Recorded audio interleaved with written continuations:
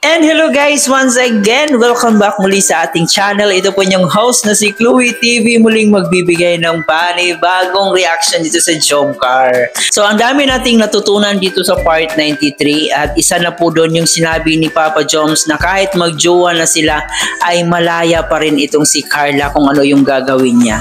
So yun dapat guys, no? Kahit magjowa na kayo, kahit mag-asawa na kayo, bigyan nyo pa rin ng kalayaan yung mga partners nyo. Kasi yun na nga, hindi nyo pa rin naman sila pagmamay-ari. Diba? Hayaan nating maging malaya yung mga partners natin. Huwag po nating itali kasi hindi po natin sila pagmamay-ari. Sila ay binigay para sa atin para maging katuwang natin, karamay, kasama hanggang sa pagtanda natin, hanggang sa pagkawala natin dito sa mundo. Napakaganda po naman sinasabi ni Papa Joms doon sa part 93. Kaya naman ngayon, siyempre hindi tayo mawawala ng reaction video doon sa part na yon. Muli po nating balikan ang mga eksena na yon kasi ang dami nating natutunan at ang daming mga magagandang sinasabi doon si Papa Joms. So mamaya ng konti ay ating panonoorin. Pero bago ang lahat guys, baka naghahanap po kayo ng mga action camera, baka gusto nyo lang mag-vlog. So huwag nyong kalimutan, i-click nyo po yung shopping basket natin dyan sa gilid. So makikita nyo po dyan ang ating mga action camera. I-click nyo lang po yung mga image dyan, madadirect po kayo doon sa mismong shop sa Shopee. So ayan, bumili na po kayo dyan guys. So bago ang lahat din po, huwag kalimutan mag-subscribe sa ating channel, paki-like and share na rin itong video para i-recommend pa tayo ni YouTube.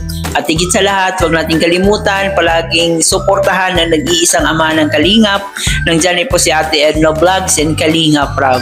Suportahan po natin ang ating Keyboys, Kalingap Partners, mga charity vloggers sa Pilipinas na tumutulong sa ating mga kababayang mahihirap. At syempre guys, ang ating ding mga kasamang Kalingap reactors, ang Team Karepa, ang Team Bios, so suportahan po natin sila.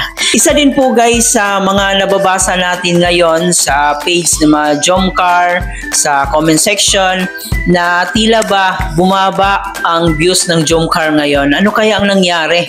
So totoo kaya guys na bumaba ang views ng Jomcar? Kasi kung titingnan po natin, parang wala namang nagbago. Although bumaba siya ng konti, pero hindi naman siya big deal talaga para sa akin.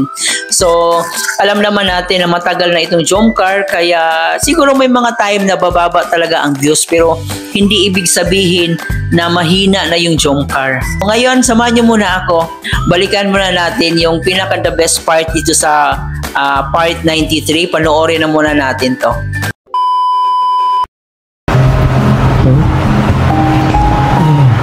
Grabe. Mas ka lang ba? Pasensya na ka na pala at ano tawag yan? Nyabala namin kayo. Hindi. Yung CR mo medyo ano na. Tapos yung floor mo medyo daming putik. Okay lang. Mamaya na lang lilinisan pag alis mo. Bulungan lang kita mamaya. Seryoso? Oo, seryoso ako. Kaya nga pala, di ba masakit yung ulo mo ngayon? Hindi. Kasi naulanan tayo eh. Okay lang naman. Ako di mo ba ako tatanungin? Sakit ng ulo kasi. Sobrang sakit. Pero, nag-enjoy ka naman. Yung totoo. Siyempre. Nakapag-relax kahit pa paano. Siya? Eh, ganun talaga. Di ba ngayong araw lang talaga yung relax mo? Kasi nabala ka pa namin. Tapos, next week, Ano? exam week na naman. Exam week nyo naman. Busy ka na naman. Wala ka na namang time sa akin. Para naman parating hindi tayo nagkikita. Kasi kung mag-iiyak ka, alas 12 na ng gabi. C3 pa kung kailan din na ako maano. Tapos, konting oras lang. Nakagutom kasi. Nagutom ka ng oras. Grabe kasing pag ano mo eh. Pag check mo sa diet mo, yan tuloy. Pag ating gabi ka naman nagugutom. Pati ako nadadala mo. Pero okay lang naman yun. Kasi pag kailangan mo ko, dito lang naman ako. Kung medyo nahirapan ka sa course mo, baka naman meron akong may ano. Sige. Sa minor subjects lang naman. Kasi pag medyo wala akong alam sa ano eh. Nursing. Mahaba pa nga eh. Dami ko pang pagdadaanan. Sana nandiyan ka pa rin. Wala. Sino kung mawawala? Busy lang kami. Kasama yung sila Kalinga Prab mission. Pero dito lang naman kami. Dito lang naman ako.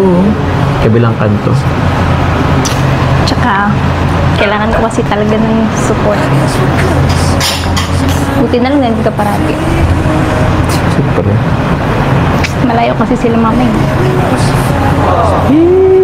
Dito lang naman niya kami. Basta one call away lang. Kahit nagla-live pa ako. Off call din. Kahit ganun pa katagal. Kahit ano pang pagdaanan natin. Dito pa rin ako. Promise yan. Kaso baka ikaw pa nga mang iwan sa akin. For sure, ang daming kaklase mong naman na sa school nyo. Kami namin kakasalamuhan namin mga nanay. Sa inyo, halos kasing edad mo lang din. Tsaka, ano yung nababalitaan ko? Parang may pumuporma daw sa'yo ah. Paano mo naman nalaman yun? So meron nga. Meron nga, seryoso nga? Meron? Wala. O ba't mo nasabing paano ko nalaman? So meron nga. Wala naman. Mga ano lang. Kung ano? Mga nagpapapansin lang. Oh? Pero syempre, hindi naman kita ipagpapalit. Mga kilig-kilig. Ikaw ah. Siyempre, nigurado lang. Huwag mo nung pagpapansinin yun. Yun na naman ay narinig ko lang. Alam mo naman, meron tayong mga kakilala dyan. Grabe ka, Baka ano? pinapabantayan mo ko. Grabe naman. Kasi wala naman ako sa'yo. Tsaka di naman pwedeng pabantayan kita. Ano, di naman kita pagmamayari pa.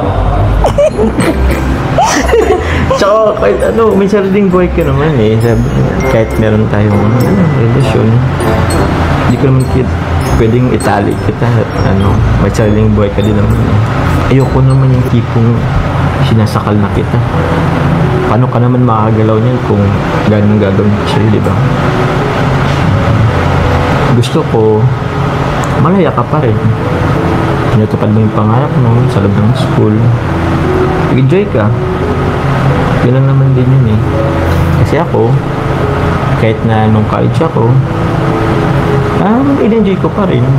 Kahit medyo, alam mo na, yung stress, yung pressure, andyan. Pero huwag mong kalimutan mag-enjoy ka. So, yun. Di ba? Sinetahid mo ngayong araw yung school. Ngayon, nag-ilog tayo. Di ba? Kumbaga, nag-create tayo ng memories. Kahit na nag-aaral tayo. School life balance. Yun lang. Buti nga eh. Nandyan ka. Nandyan kayo. Sila kuya. Kasi talagang nahirapan din ako maghanap ng kaibigan. Ganun talaga yun. Tsaka, ito, kasi ikaw, medyo kilala ka sa school nyo. Meron at merong pwedeng lapitan ka, pero di mo alam kung totoo sila sa'yo. So, maging mapilit ka rin. Dapat alam mo yung mga kaibigan sasamahan mo. Kasi, meron kasing mga tao na pagkatapos ng ano, pag napakinabangan ka, pwede kang ipahamak. Parang ganun. Medyo kilala ka pa rin. Lang siguro konting advice. Pero, so far naman, okay naman. Buti. Basta, yun lang. Maghanap ka ng mga kaibigan mo na may magandang influensya sa'yo. Medyo mahirap nga lang sa panahon mo yun. Pero, pray ka lang kay God. Mag-enroll ka na nga lang, Di. Samahan mo na lang ako sa school. Sure ka? Para may kaibigan ako. Di pa naman tapos yung enrollment ka. Kaya pa naman. Sure ka? Seryoso ka. Tsaka, feeling ko naman pag nag-uniform akong puti, di mo naman mapagkakamalang matanda. Mukha pa naman akong bata, di ba? Huh? Mga pagkakamalan ka lang. Ano? Tuloy mo. Instructor. Instructor talaga? Ikaw paras naman ng uniform natin, hindi naman yun eh. Kaya ko naman dalhin yun, uniform mong ano, puti. Ano, next time. Tsaka, ito, kunting sabaw lang dito, papait na to. Matagal pa yan. Ay, grabe ka. Paano mo nasabing tagal pa? Eh, may disiplina naman ako ngayon. Porket lang pet. Porket hindi na masyadong anipis ngayon. Grabe ka na sa akin magsalita, ah. Grabe na ang sakripisyo ko. Hindi na rin ako kumakain para lang makahabol-habol naman sa'yo. Dahil di ako magmukhang tito sa paningin mo. So yun na nga po guys, no, napakaganda po naman sinasabi ni Papa Joms dito at isa na po talaga sa tumatak sa isipan natin yung sinabi niya na hindi kita itatali sa akin kahit mag-jowa sila at kahit siguro na mag-asawa kayo, so wala po kayong karapatan na itali yung isang tao sa inyo kasi yun na nga, hindi nyo naman sila pagmamay-ari, and kahit mag-asawa or mag-jowa kayo, bigyan nyo pa rin ng kalayaan yung mga partner nyo, diba? So napakaganda yung mga sinasabi ni Papa Joms dito, yung tipong tatagos talaga sa puso ni Carla Bells yung mga sinasabi niya. At isa din po sa sinasabi ni Papa Joms dito na baka daw may aligid-aligid kay Carla Bells sa eskwelahan niya. So yun, sinabi naman ni Carla na hindi niya papalitan si Papa Joms. So ganon niya kamahal si Papa Joms. Sabi naman ni Papa Joms na handa siyang maghintay kahit ano man ang mangyari sa kanila.